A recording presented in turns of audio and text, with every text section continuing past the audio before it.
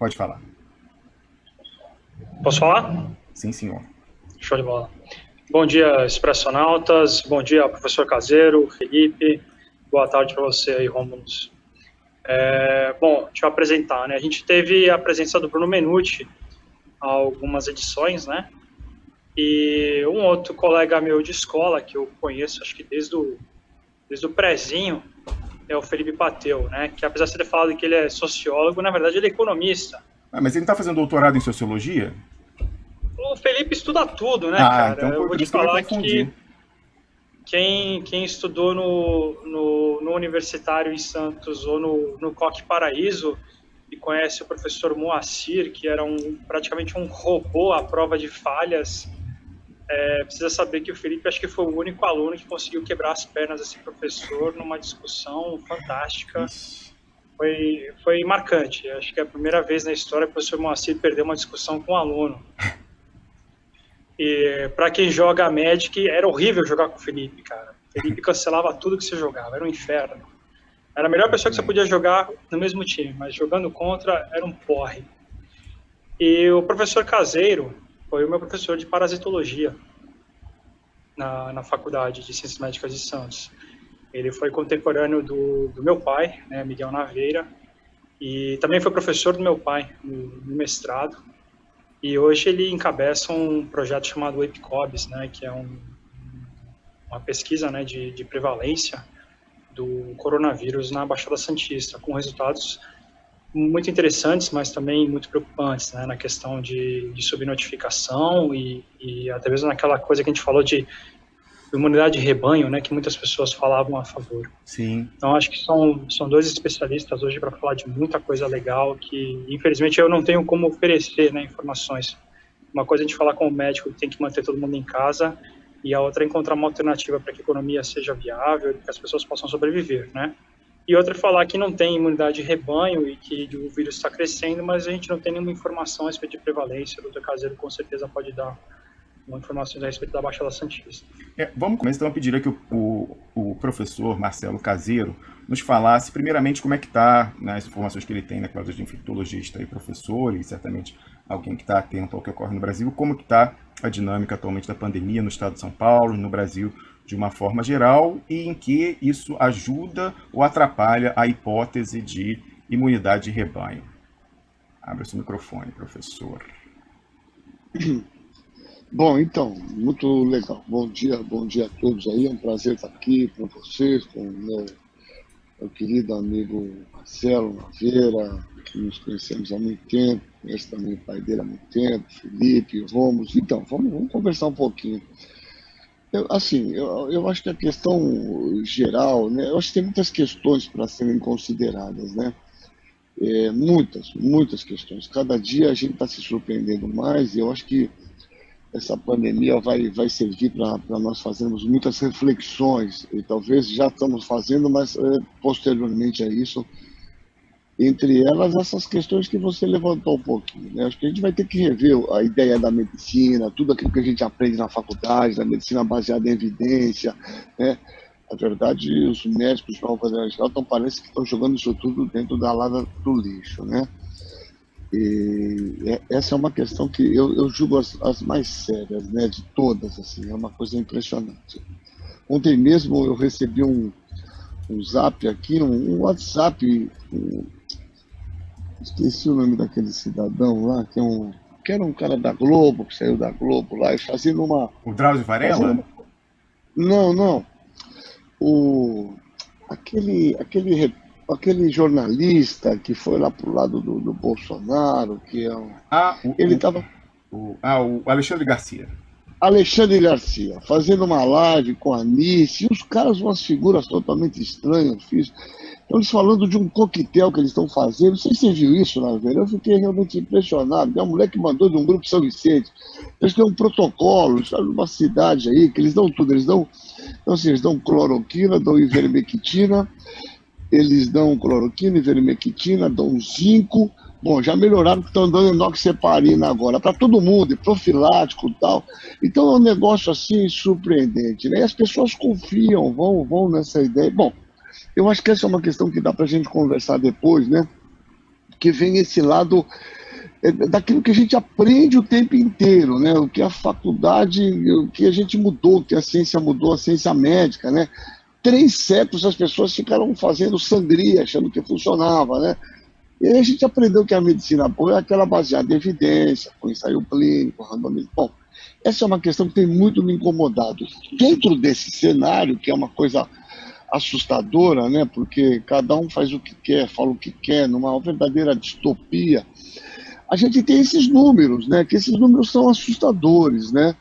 E ontem eu estava conversando isso também, que não dá para a gente normalizar uma situação dessa, né? Por mais que as pessoas... E o Ministério tem mostrado, eles mostram os dados muito interessantes. O Brasil está em 28º proporcionalmente em número de mortes, né? A Bélgica lá em primeiro. É uma coisa maluca.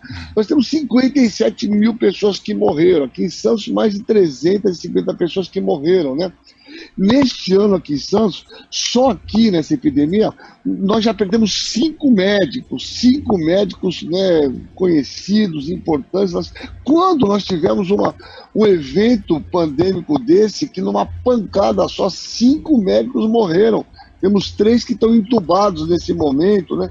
Então, não é possível que as pessoas normalizem esses números, né? Nós estamos batendo recorde nacional de mortes, estamos batendo recorde no estado de São Paulo por mortes, né?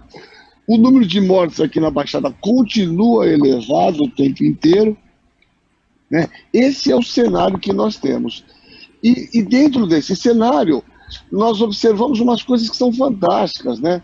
Alguns estados que tinham feito tudo certo, né, com a novidade, com o novo, né, nós não teremos epidemia, a epidemia está explodindo em Minas Gerais, né, eles estão discutindo o lockdown, porque, na verdade, mais de 90% das UTIs. O Centro-Oeste fala, não, nós não estamos vulneráveis, estamos tranquilos, até uns dias atrás não temos nenhuma morte aqui. Já estão falando em lockdown também, porque a epidemia está se interiorizando. Então, o cenário é esse. O cenário é de uma epidemia sem precedentes, eu acho que na história da humanidade. Nós vivemos outras, eu vivi um pouquinho, vivi muito o começo da epidemia da AIDS, fiz parte dessa história, né? Mas nada se compara a uma doença com essas características de disseminação de uma forma tão impressionante, com uma mortalidade importante, né? Ainda que seja baixa, esse que é o grande detalhe, né? Ainda que 80% das pessoas tenham uma forma mais tranquila, mas ela tem uma elevada mortalidade nos grupos mais vulneráveis. Eu acho que essa que é a questão. E depois eu digo até um dado interessante para finalizar. Então, o panorama que nós temos é isso. É uma epidemia se expandindo no nosso país, se interiorizando, como acontece de uma forma geral, né? Ela chega nas grandes cidades litorâneas, ela vai se interiorizando, pegando populações mais vulneráveis e municípios mais vulneráveis com menos capacidade de assistência médica a essa população. E é esse o cenário que a gente tem, né? Fizemos aí um isolamento, eu diria, vagabundo, na palavra ruim. O pior dos mundos, né, professor? O pior dos mundos, na verdade. O pior dos mundos, porque você tem os males de não ter feito um confinamento direito com as desvantagens de ter feito um confinamento em alguma medida. Exatamente. Você pega o exemplo de Juan Rubem. Na verdade, nós não aprendemos nada. O que mais entristece isso é que a gente não aprende com a história, com o passado. Você pega Juan Rubem, o epicentro da epidemia. Fecharam aquilo lá, ninguém entra, ninguém sai, com toda uma rede de assistência. Tiveram 4 mil óbitos. Um país de 1 bilhão e 300 milhões de habitantes, o número próximo disso, me corrija, né? Ficaram fechados 11 semanas, 4, 8, 2 meses, né? E um pouquinho mais, quase. Então, veja só, fizeram um isolamento, 8, né? Isso. Fizeram um isolamento profundo e eficaz. Nós ficamos aqui quase 3 meses com isolamento meia boca, finge que tem isolamento, expusemos essa população de uma maneira de uma forma mais importante, né? Mas o dado, só para terminar e a gente conversar um pouco, o dado que chama a atenção no nosso estudo aqui em Santos, viu, Marcelo, esse dado, não sei se você viu, é que quando a gente analisa a porcentagem das pessoas infectadas pela idade, a gente observa que as pessoas acima de 60 anos, menos de 5% delas, né, conseguiram ganhar imunidade, quer dizer, tem anticorpos protetores. Quer dizer, indicando o quê? Que, na verdade, essa população mais vulnerável, acho que se assustou, ficou um pouco mais restrita e isolada, e nesse momento que as pessoas estão discutindo de se abrir de uma maneira, abrir praticamente tudo em São Paulo, shopping, essa população vulnerável sair para a rua, sair para o shopping, se infectar, e aí certamente nós teremos uma segunda onda com casos muito mais graves nessa população mais vulnerável. Mas esse é um panorama geral, acho que dá para a gente dar uma conversada e discutir com mais Muito bem, eu queria ouvir na sequência o Marcelo Naveira sobre o panorama internacional, principalmente, Marcelo, você está de volta na Europa, né? Eu acredito, você está em Copenhague. Eu queria que você falasse aqui um pouco do continente, porque você deve ter constatado, na sua presença aqui, que trata-se como se no continente, pelo menos, fosse algo superado. É notícia velha, né? O pessoal já está só pensando em férias no verão. Quero saber se eu posso ficar tranquilo, e as outras pessoas tranquilas, que de fato a segunda onda, se vier, é só no outono, como algumas pessoas estão falando, associando a sazonalidade. Olha, eu fiquei surpreso, porque eu cheguei aqui em Copenhague, eu estou num apartamento emprestado, né, da minha chefe, e cada meia hora passava um caminhão de som, né, com os estudantes. Parece que é formatura de ensino médio, ensino técnico, então o pessoal está festejando, o pessoal está bebendo no beer, tomando sol, mas está uma aglomeração assim que eu não acreditava. Só que a população jovem, né, Romulus? Não estou vendo muito idoso na rua, estou vendo muito mais jovem, garoto, menina, pessoal com 18 anos, entende, que está realmente aí festejando. Então, qualquer impacto aí da epidemia vai estar meio mascarado, né, porque a gente sabe que morre muito mais idoso e pessoas com comorbidades do que juventude. Claro.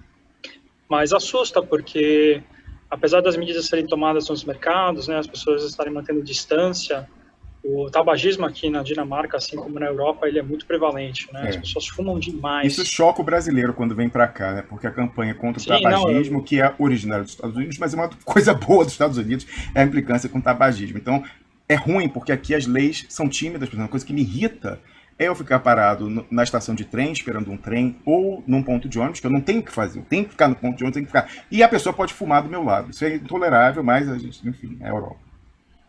E o preço do cigarro aqui é elevado, né? Então, mesmo com alta tributação no tabaco, o pessoal fuma absurdamente aqui, mesmo os jovens. Não encontrei nada até o momento de um segundo pico na Dinamarca. Houve um incremento no número de casos, mas ainda dentro do esperado que o governo imaginava, né? Com reabertura da economia, dos pequenos restaurantes, dos cafés e afins. Nos demais países eu ainda estou me inteirando, né? A gente está tendo reuniões essa semana, estou recebendo aí os laudos do estudo Solidarity, né? Logo após o cancelamento daquele braço da cloroquina que a gente discutiu na edição anterior. Agora está cancelado mesmo, não tem volta. Está cancelado mesmo, foi cancelado com base de futilidade, né? Ele não foi nem interrompido, foi cancelado. Certo. Isso não impede que sejam analisados mais dados das pessoas que já tomaram, né, os preparados de cloroquina, hidroxicloroquina. Mas realmente é assustador.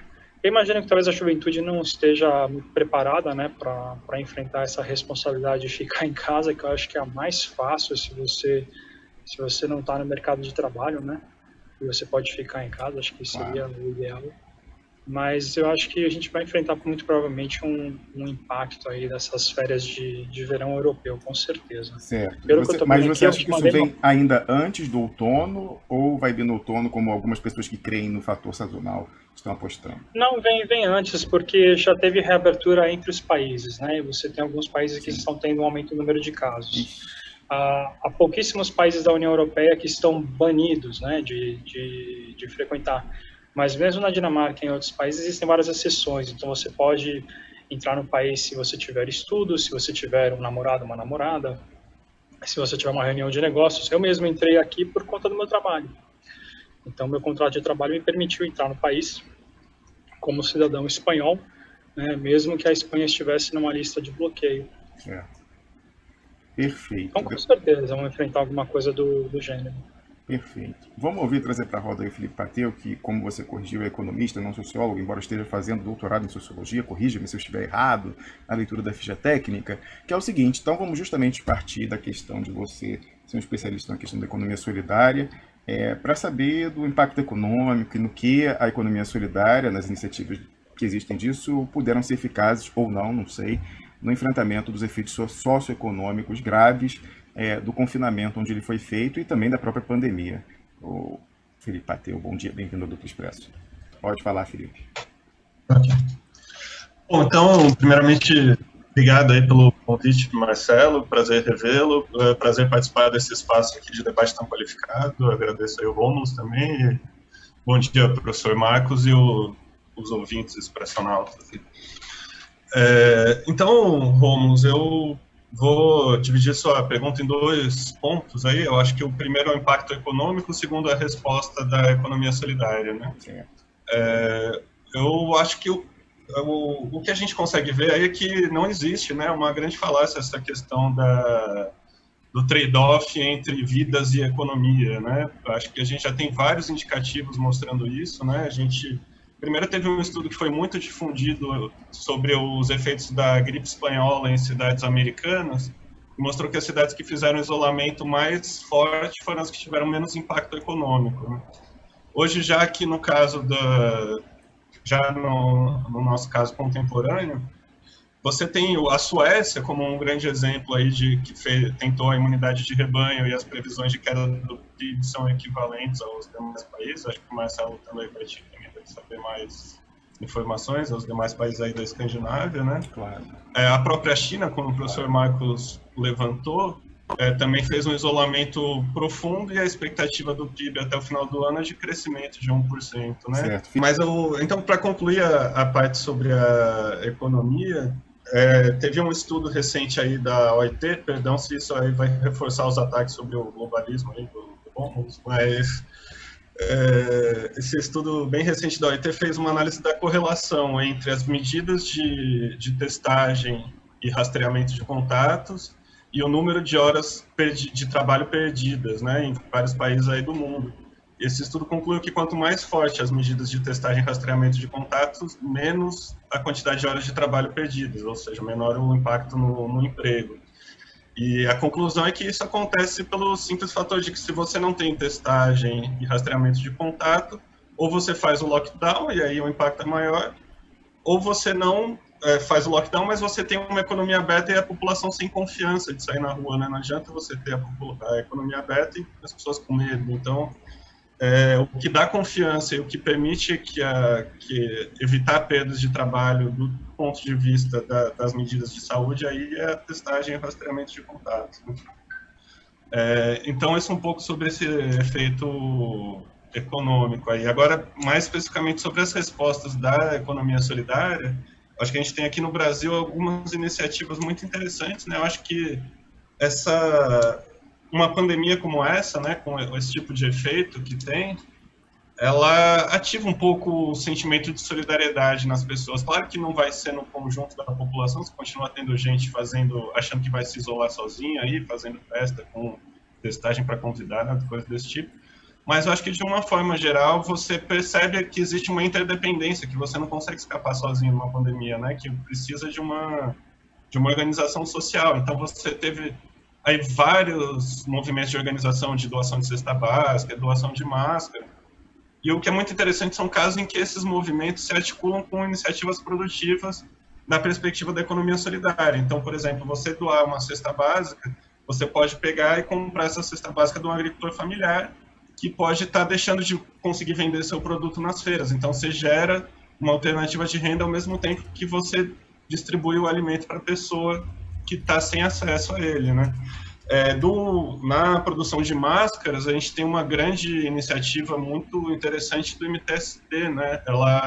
Eles receberam doações para o Fundo de Solidariedade do MTST em relação ao Covid, e usaram essas doações, em vez de comprar máscara para distribuir lá para as ocupações e tal, de comprar de uma empresa capitalista, eles apoiaram as cooperativas, ou formaram até cooperativas vinculadas a moradoras do movimento, a pessoas ligadas ao movimento, que estão produzindo essa máscara e que provavelmente ao fim da Covid vão ter uma nova oportunidade de renda a partir da formação dessa cooperativa, a partir da confecção, né? Então, acho que nesse sentido, aproveitar essas iniciativas de solidariedade para resolver o problema imediato do Covid também permite que se gere alternativas de geração de renda para o pós-Covid, porque a gente sabe que o impacto no mercado de trabalho no Brasil vai ser brutal aí, e a gente vai ter que recorrer também a essas iniciativas de grupos, cooperativas, empreendimentos populares, que vão ser alternativas que as pessoas vão encontrar para sobreviver, né, nesse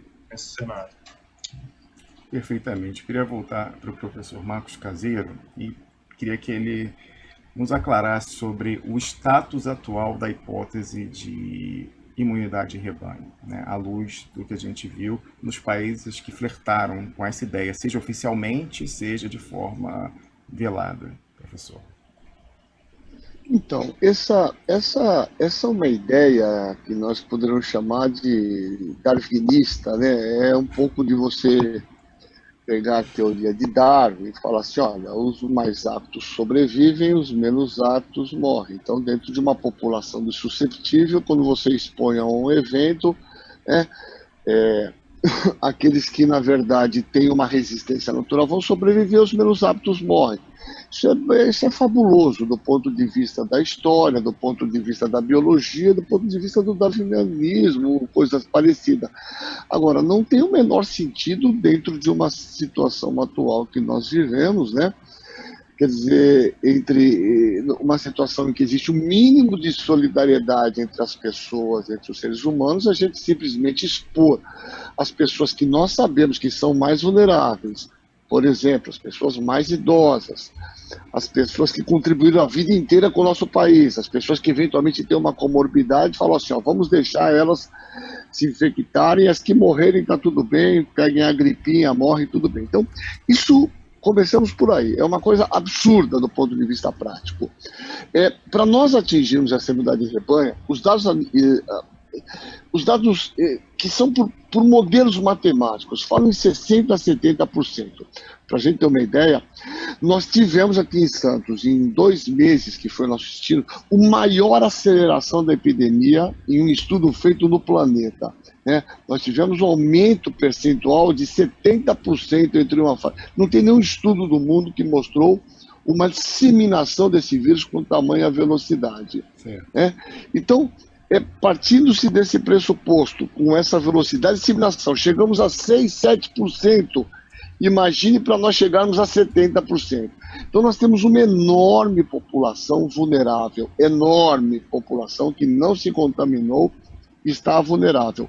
E o que nos parece, os dados pelo menos aqui da Baixada Santista mostram, que essa população menos infectada foi a população de maior idade, justamente a mais vulnerável, que talvez se assustou e ficou mais isolada. Então você imagina a abertura dessa população indo para a rua, o que vai acontecer. Nós temos 90% dos nossos leitos de UTI particulares aqui em Santos ocupados.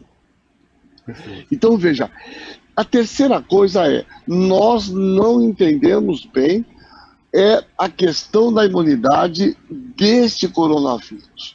Os coronavírus são um grupo de vírus que circulam entre humanos há mais de 600 mil anos.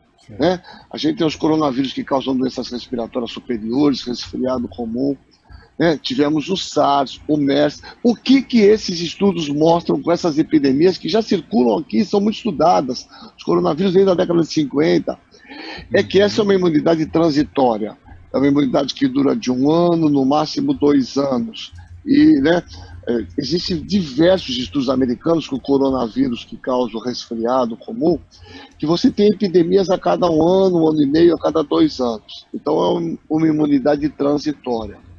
Nós temos um único estudo aqui brasileiro que saiu esses dias, a semana passada, especificamente na Nature Medicine, numa revista inglesa, que mostrou que com 3 meses esses anticorpos decaem muito. Decaem, mas eles permanecem ainda lá com uma quantidade de anticorpos neutralizantes. Então, veja, falar em imunidade de rebanho é uma coisa totalmente sem lógica nesse momento, por tudo que eu falei, de expor essa população mais vulnerável em que o risco de morte é muito alto. E segundo, Nós não sabemos se o indivíduo que se contamina, ele realmente vai produzir uma imunidade que vai proteger ele por quanto tempo, né? Então, essa é a grande questão que a gente tem. Então, optar por isso é uma verdadeira imbecilidade diante dos dados que nós temos atualmente, né?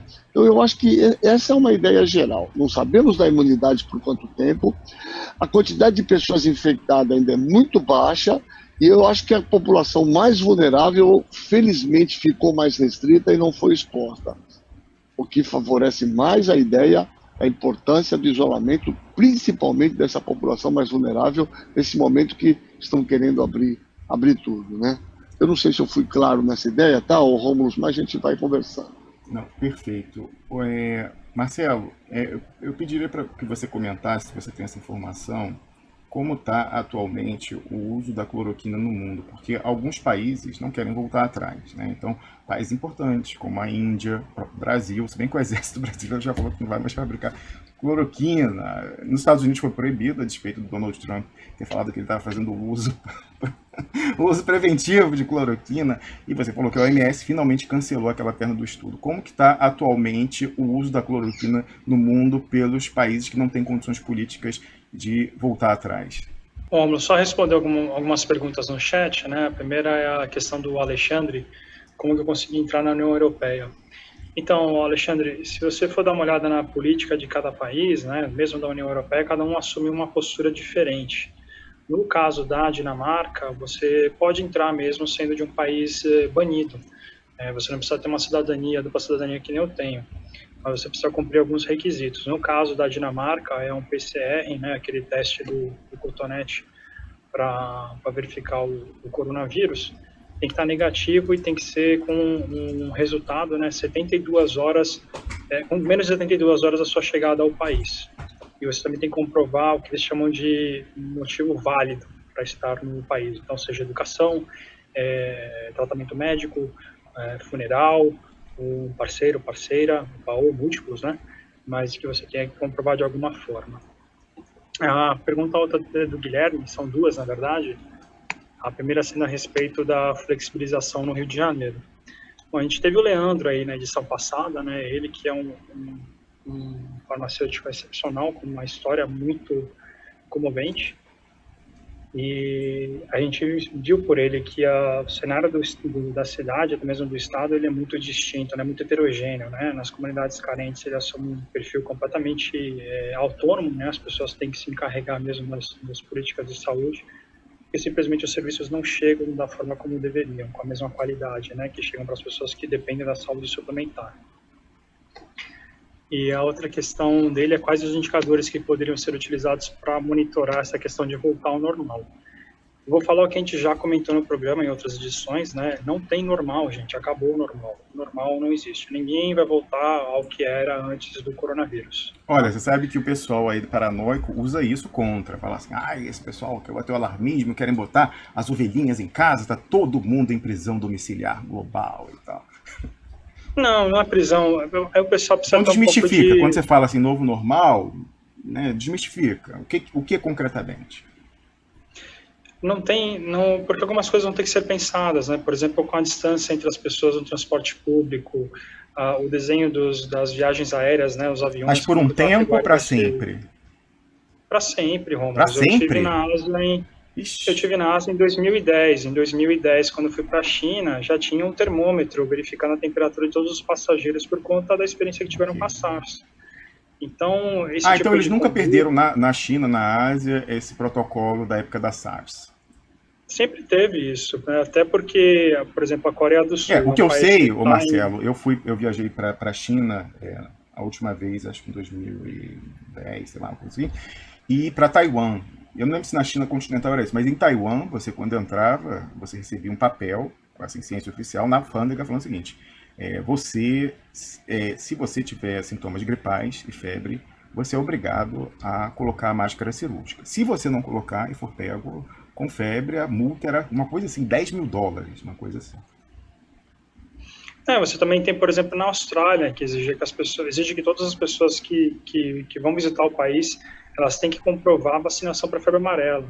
Então, são países que já estão acostumados com preparo para desastre, né? O Japão, falar do Japão, tsunami, terremoto, catástrofe radioativa, eles já estão preparados para isso, eles têm protocolos, né?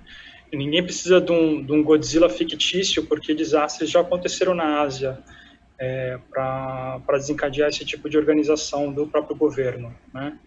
Então, você teve inclusive protestos recentemente que demandaram uma organização das forças de segurança pública, né? Certo ou errado, eu não vou julgar isso, mas a organização existe para esses fins, né? Então, quando o país está preparado, a resposta ela é mais rápida, ela é mais apropriada. Até mesmo na Europa, né? O pessoal já estava acostumado com a demanda dos refugiados que estavam chegando, né? Da entrada de doenças como, por exemplo, como sarampo, que iniciou falhas na imunização que já vinham acontecendo há algum tempo, né? Na própria Europa, mas deflagraram epidemias, né? Inclusive na própria Ucrânia, tem epidemia de sarampo todo ano. E é atribuído às populações que transitam pelo país, né? Trabalhadores, refugiados, né? O povo rum, né? Que eles chamam, que a gente coloquialmente conhece pelo nome de cigano, né? Então, esses povos nômades, eles foram atribuídos como sendo responsáveis pela propagação do sarampo na Ucrânia, até mesmo da hepatite A e da cólera. Então, à medida que você vai se organizando, você vai ter uma resposta mais adequada.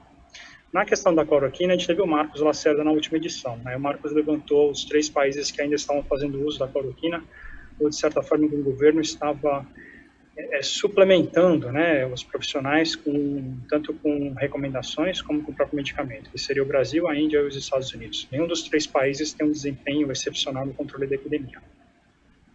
Eu acho que isso já responde muita coisa.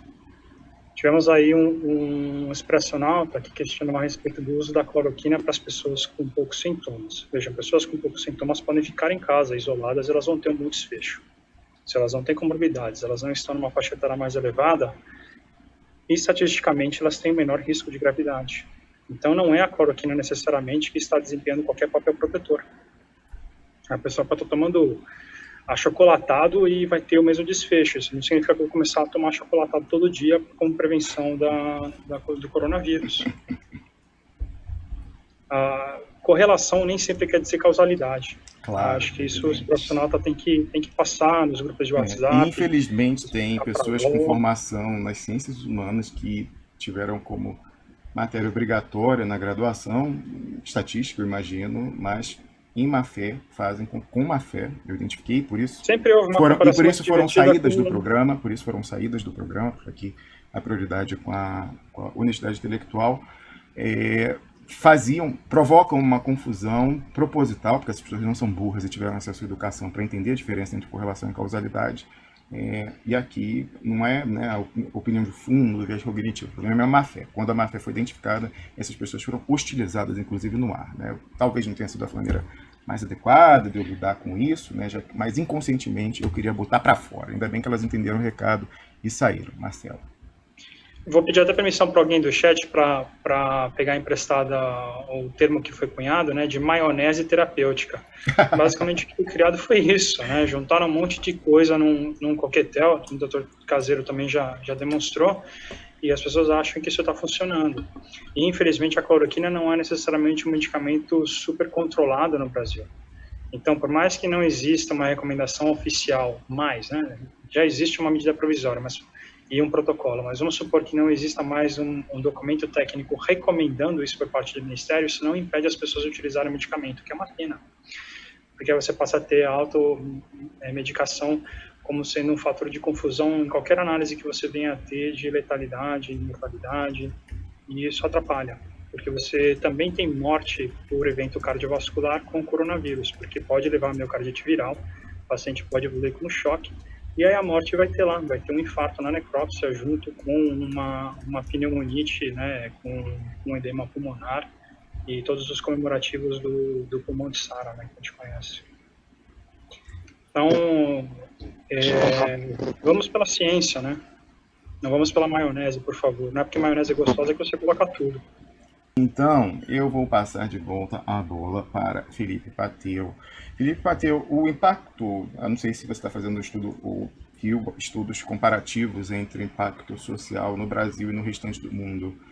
O Brasil tem uma situação pior não só do ponto de vista epidemiológico, mas também do ponto de vista do impacto socioeconômico?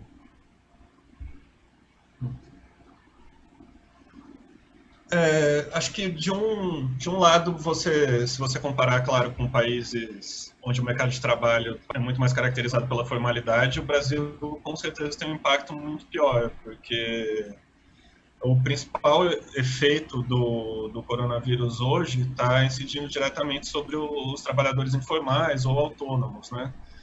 Conseguiram se criar políticas de proteção ao trabalho com carteira assinada que a gente não sabe quanto tempo elas vão durar, mas que estão conseguindo dar uma segurada na demissão desses trabalhadores.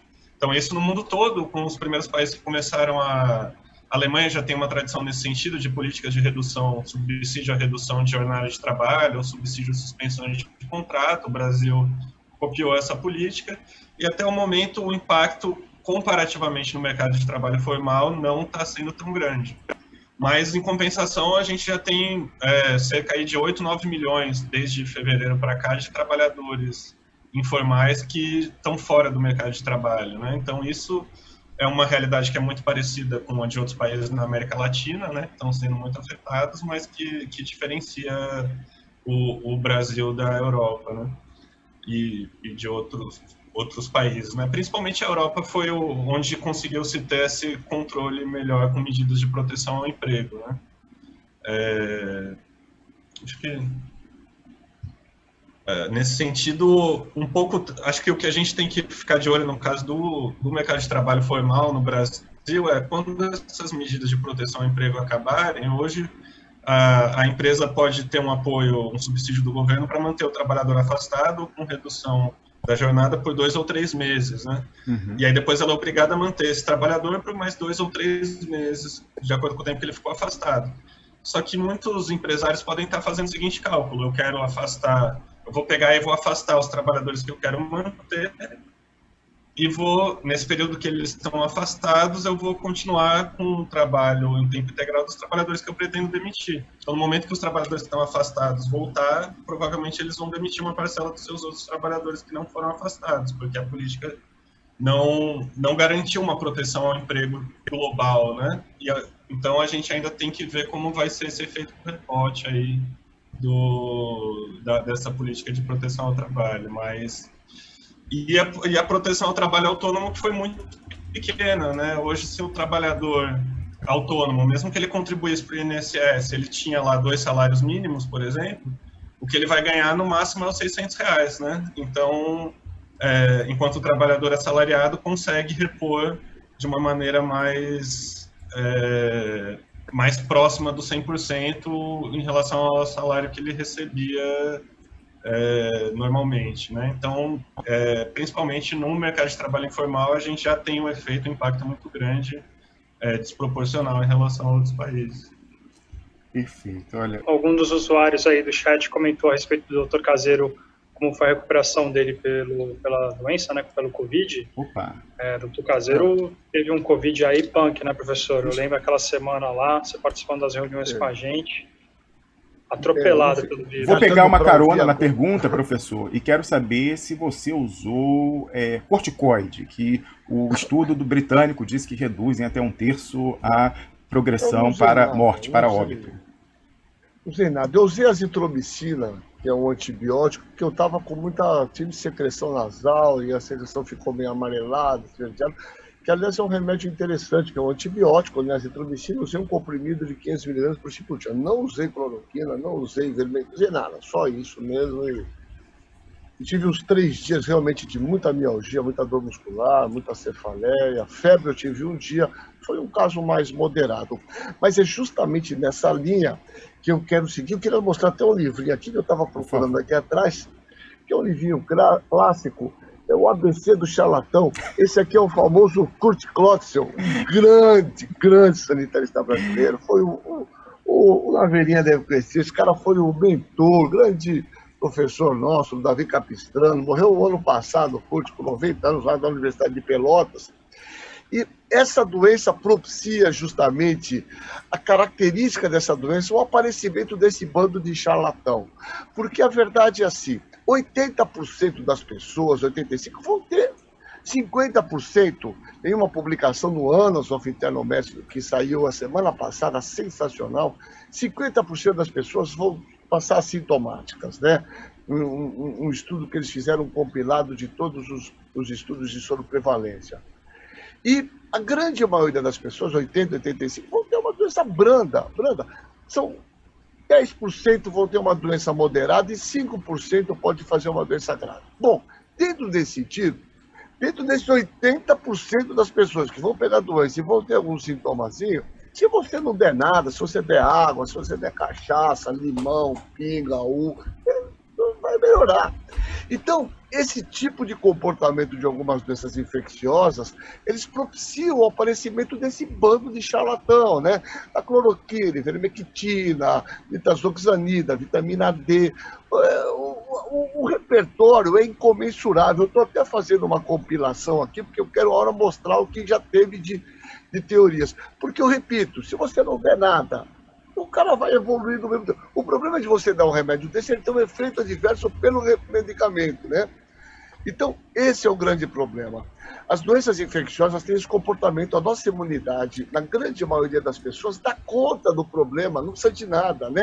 É um grupo muito determinado, que nós estamos conseguindo entender agora quais são essas pessoas que vão fazer esse quadro mais complicado. E o que a ciência trouxe para nós, com anatomia patológica, com estudo mais profundo, é que esses indivíduos funcionam como, eles fazem uma coagulopatia, na verdade eles fazem microtrombos, né, na microcirculação. E a inoxeparina, os estudos são fabulosos nesse sentido. É interessante que nesses coquetéis desses picaretas, agora eles começaram a introduzir inoxeparina, né, nesse que eu vi ontem então o cara toma cloroquina, azitromicina, zinco, ivermectina, mais enoxeparina. Então, pelo menos eles estão começando a estudar, que já é um lado positivo da coisa.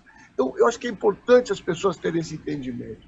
A grande maioria das pessoas, se não fizer nada, o sistema imune vai dar conta. Claro. E é esse entendimento que a gente... Foi o que aconteceu comigo, professor. Você não sabe, mas eu fui diagnosticado tempos atrás, fui fazer o exame aqui, como era a política suíça, ela determinava quem sentisse sintomas fosse fazer. Eu fui aqui ao Hospital Universitário da Universidade de Berna, aí fiz o exame lá do... Nossa, que... Bom, não vamos tentar desestimular as pessoas que se testar, mas não é agradável aquele cotonete de Itu, quase tocando seu cérebro, quase a sua nuca por dentro, aquela coisa, não é agradável. Mas, enfim, fizeram um exame, e aí, inclusive, eu recebi a ligação, estava no ar aqui, quando eu recebi a ligação do telefone confirmando, mas... Enfim, tranquilo, foi normal. Os sintomas estão muito leve, no que significa que eu não estou em nada banalizando a doença. Pelo contrário, estou dizendo que cada organismo evolui de uma forma. Não é banalizar a doença, o que nós estamos fazendo aqui é justamente ao contrário. Mas o que eu estou querendo dizer é essa ideia. Aqui em casa, a taxa de ataque na China foi de 80%. O que é isso? Eles viram que quando o indivíduo pega em casa, a casa inteira pega. Aqui minha mulher teve, que é médica também, meus 2 filhos, todos tiveram. A taxa de ataque é muito alta e todos... Meu filho perdeu o cheiro, minha filha perdeu o cheiro também, mas nada, não tiveram febre, não tiveram nada. Eu quero dizer que o fato de a grande maioria evoluir assim, e nós termos o entendimento que existe um grupo mais vulnerável, é para esse grupo mais vulnerável, que faz parte da nossa vida, que são as pessoas com comorbidades, as pessoas com mais idade, é que nós temos que protegê-los. E essa que é a lógica que as pessoas têm que entender. Mas o que arrepia é essa questão dessa múltipla possibilidade terapêutica, mostrando que, na verdade, isso não serve para nada, porque dando ou não dando vai evoluir da mesma maneira, né? Então, isso, no fundo, é uma enorme responsabilidade, é pegar a ciência e jogar dentro da lata do lixo.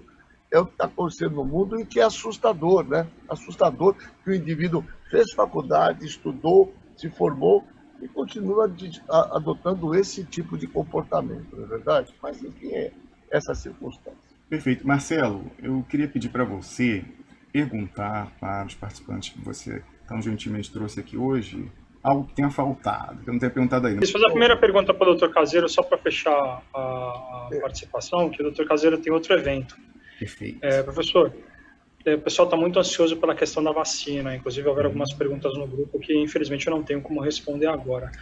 qual que é a sua expectativa a respeito desse desenvolvimento da tal vacina de Oxford que o pessoal tem falado recentemente?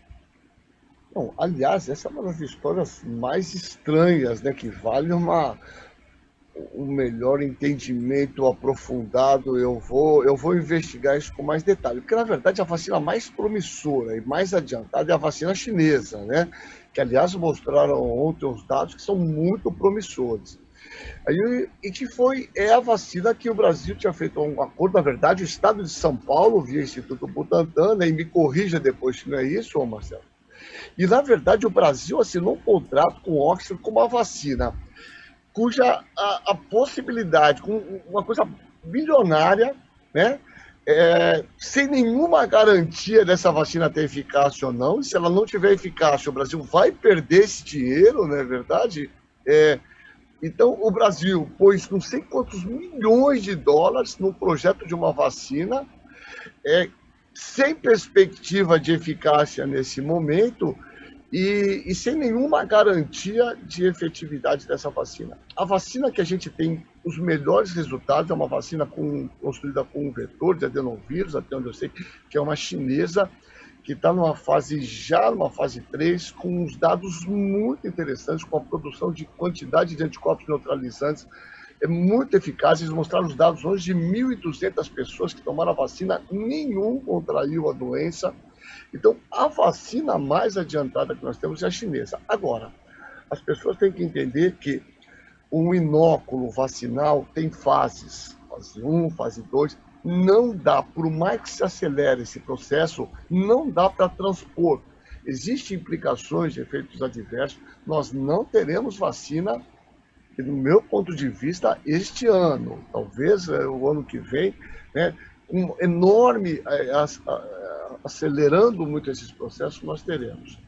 Eu acho que é a grande perspectiva, mas nesse momento, a melhor é a chinesa, e essa de Oxford é uma vacina que está nesse momento em fase 2, a perspectiva dela é muito sombria do ponto de vista prático. Muito bem. Professor Marcos Caseiro, eu queria agradecer a sua presença aqui, mas antes de você se despedir, eu queria ligar o meu modo ironia, atenção, ironia. Dizer o seguinte, essa informação que você traz, que muito provavelmente os chineses vão ganhar a corrida, vai ser muito lamentada nos círculos reptilianos, globalistas, porque poxa, a vacina era a oportunidade de chipar todo mundo, eles colocaram um chip de controle mental. Se os chineses não estão nesse esquema, não é? Se a gente tem de fato uma disputa geopolítica entre o anglo-sionismo reptiliano sei lá, do 5G contra a China, então realmente, enfim, né, os chineses vão passar a perna e não vai ser dessa vez que toda a humanidade será chipada e sua mente será controlada remotamente. Professor, muito obrigado pela sua presença, desculpa a brincadeira e até uma próxima oportunidade. Excelente, excelente. Um prazer estar aqui com você, um prazer estar aqui com o Felipe e o Marcelo, um grande camarada, uma referência para nós todos aí. Um prazer estar aqui. Eu peço desculpa por ter que sair, mas eu já combinado com um jornal local falar do nosso estudo, tá bom? Vamos lá, tem que terminar ao máximo. Grande abraço e até uma próxima oportunidade. A gente conversou aqui com o professor e seguimos a conversa. Marcelo Naveiro, agora sim, a pergunta para Felipe Pateu. Então, Felipe, uma das coisas que a gente conversou, né, antes mesmo do programa, foi a respeito daquela redução da carga horária que você mencionou. E um dos grupos que a gente comentou também, acho que faz mais ou menos umas 3 ou 2 edições, né, os trabalhadores de frigorífico, né, de matadouro, né, Romulo, me corrija se eu estiver errado. É verdade. E aí, o que você acha disso aí, Felipão? Bom, acho que sobre a questão da redução da carga horária, como eu falei, eu acho que é uma medida que demorou para vir, mas que tem um impacto importante, efetiva, mas que se a gente comparar, por exemplo, com medidas na Europa, um estudo mostrou que de 15 países, 5 repuseram em 100% o salário dos trabalhadores que diminuíram a carga horária, né? Aqui a gente tem uma reposição do salário condicionada ao seguro-desemprego, então ela funciona bem para quem recebe 1, 2 salários mínimos, um pouco acima disso, o trabalhador já fica mais desamparado aí em relação ao salário que ele recebia, né? Outra questão em relação a isso é o prazo, né? A gente está vendo que as medidas de isolamento estão fazendo um efeito ioiô e o prazo de 2 meses já está acabando, né? Então, 2, 3 meses. Então, a gente espera, tá na expectativa aí para ver se vai haver uma prorrogação do prazo dessa medida que é fundamental. Em relação aos trabalhadores, a questão da proteção do trabalho, né? Acho que uma questão fundamental é a caracterização do Covid como doença ocupacional, né? Porque se ela não for doença ocupacional, o trabalhador fica sem acesso aos direitos trabalhistas que vêm como doença ocupacional. Então, a responsabilização dos empregadores, dos empresários, por garantir medidas de proteção, no caso onde os trabalhadores estão voltando ao trabalho, é fundamental, né? E no caso do frigorífico, que entra aí no rol de atividades essenciais, né, da provisão de comida, é fundamental que se garanta todas as medidas, que não é só o equipamento de proteção individual, né, são medidas administrativas, medidas de engenharia para adequar os locais de produção, adequar os horários de produção, diminuir a quantidade de pessoas, etc. São extremamente necessárias, e como uma coisa que a gente estava conversando é por que o frigorífico é um setor tão afetado, né? Porque, na verdade, isso está expondo a baixa condição de trabalho que já existe nesse setor como um todo. Tem várias hipóteses que são até, inclusive, cumulativas. Opa, ele está com probleminha de sinal, está com delay. Mas, inclusive, que é o seguinte, bom, primeiro tem essa hipótese de que talvez frio e umidade contribuíssem, e, obviamente, frigoríficos e abatedores são frios e úmidos para preservar a carne. Fora isso, são profissões que eram emergenciais, enfim, essenciais e não paralisavam, senão ninguém comia, quem estava em confinamento. Então tiveram que seguir trabalhando no pico da pandemia. Segundo, a precarização extrema desde sempre desses trabalhadores, né? Eu mencionei aqui que o maior frigorífico da Alemanha, aliás, o maior da Europa, que se tornou um foco na semana passada com mais de 1.000 pessoas infectadas, era todo mundo do leste europeu ganhando salário baixo, e aí ficou medo de que pegaram as pessoas infectadas e vão infectar a Bulgária, a Romênia, etc. e tal. Então você junta a precarização, que é a exposição daquelas pessoas, enfim, horas e horas, cansada e talvez sendo menos prudente, com gestos de barreira, distanciamento e tal. Essa questão, talvez, não sabemos se o frio e a umidade influenciam ou não. A escuridão, inclusive, são locais fechados, obviamente, também. E fora isso também, o fato de terem ficado trabalhando direto no pico da pandemia, Felipe. Exatamente isso, Romulus.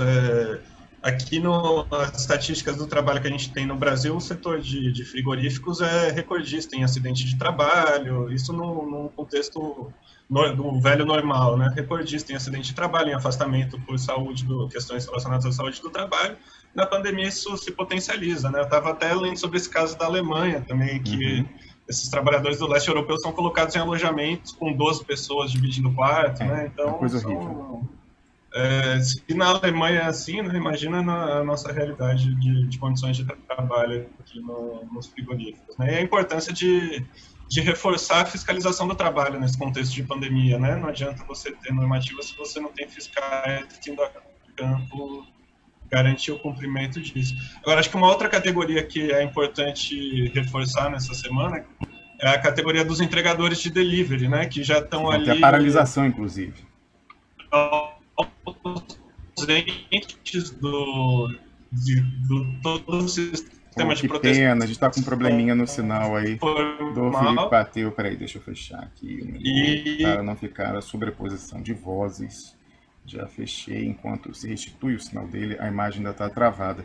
Marcelo, eu pediria que você vá pensando e olhando, monitorando, você que consegue, diferentemente de mim, participar do programa e ler o chat ao mesmo tempo, se tem alguma última rodada de perguntas a responder. Mas vamos ver se o sinal do Felipe, eu acho que agora voltou. Por favor, Felipe. Não, Felipe, Marcelo, peraí, Felipe. Volta aí, Felipe. Concluir. Não, tá horrível. Eu só queria acrescentar, além do frigorífico, acho que uma categoria que a gente tem que acompanhar com muita atenção é a categoria dos entregadores de serviço de delivery, né? É uma categoria que ganhou muita visibilidade nesse contexto. Ah, que pena. Tá ruim. Visibilidade, a coisa meio... Tudo bem. Vamos, então, concluir com o Marcelo Naveira por essa semana. Marcelo, aí, última rodada de perguntas da galera. Seu som agora... Ah, não, eu que fechei, desculpa, porque eu fechei para não ficar sob a posição com o Felipe que estava travado, eu vou abrir. Agora sim, pode falar. Quem pode falar? Você. Ok. Então, só para comentar a respeito da vacina, né, apesar de ter tido aquela comunicação, né, de que a vacina de Oxford seria a candidata ideal, ou a mais promissora dentre todas aquelas centenas de vacinas em desenvolvimento, eu recomendo ao Expressionauta que dê uma olhada no release, né, da própria companhia, né, eu não sei pronunciar, mas pronunciar como brasileiro, né, AstraZeneca, mas eu não sei se fala assim, né, no país de origem, mas existe uma frase bem interessante no release que eu acho que o Expressionauta precisa prestar atenção e justifica um pouco dessa precaução que eu tenho sempre na hora de falar de algum medicamento ou de alguma inovação que aparece, né, o pessoal acha que eu sou muito comedido nas minhas palavras, mas veja só, a frase diz o seguinte: a AstraZeneca reconhece que a vacina pode não funcionar, mas está comprometida com o progresso do programa clínico, com velocidade e progressão da manufatura, né? Então, a própria companhia que é responsável pela vacina reconhece que ela pode ser inútil. Então, tenhamos todos um pouco mais de calma, né? Não vamos criar um hot dog paulista com maionese de cloroquina, porque é a última coisa que a gente precisa nesse momento, né? Eu acho que o país e o mundo inteiro já foi atolado de fake news e de baboseiras, então você, Expressionauta, tem um compromisso, você que é um pouco mais, eu entendo que versado que o seu tio de WhatsApp e que não cai em tanto golpe de WhatsApp quanto a sua avó, que por favor vá atrás da informação, não é nenhum portal canhoto, tá? É o release da própria companhia, e faça a análise por conta própria, tá? Ou pergunte a um profissional e acompanhe o programa. Para a caneca vermelha, né, que participa do grupo, fica a sugestão, né, agradeço a sugestão de trazer uma pessoa que possa falar a respeito da vacina. Nós temos um bom número de profissionais no Brasil que poderiam contribuir com isso. Opa. E basicamente é isso. Perfeitamente, Marcelo Naveiro. Eu quero agradecer mais uma vez por você fortalecer tanto o debate e a ciência do Expressionauta sobre esse assunto gravíssimo que é a pandemia. E a gente tem que combater, inclusive, pensar e atuar na forma da comunicação de forma a driblar algo que é natural, que a gente gosta ou não, que é a saturação de um assunto depois que ele é muito tempo batido na mídia. As pessoas, por isso ajuda a explicar em alguma medida a Europa porque as pessoas estão cagando e andando atualmente para a pandemia. Volte ela, tem a segunda onda ou não, o fato é que mesmo que viesse ter a segunda onda, o pessoal está cagando e andando porque elas estavam saturadas. E no Brasil, que está pior ainda, eu imagino que muita gente esteja saturada. E é sempre perigoso isso, né? Porque, enfim, a gente sabe que essa dinâmica epidemiológica pode ser revertida se os devidos cuidados não forem tomados. Então, queria agradecer, Marcelo, e dizer que aguardamos todos ansiosamente sua volta na semana que vem com mais companheiros para a gente debater.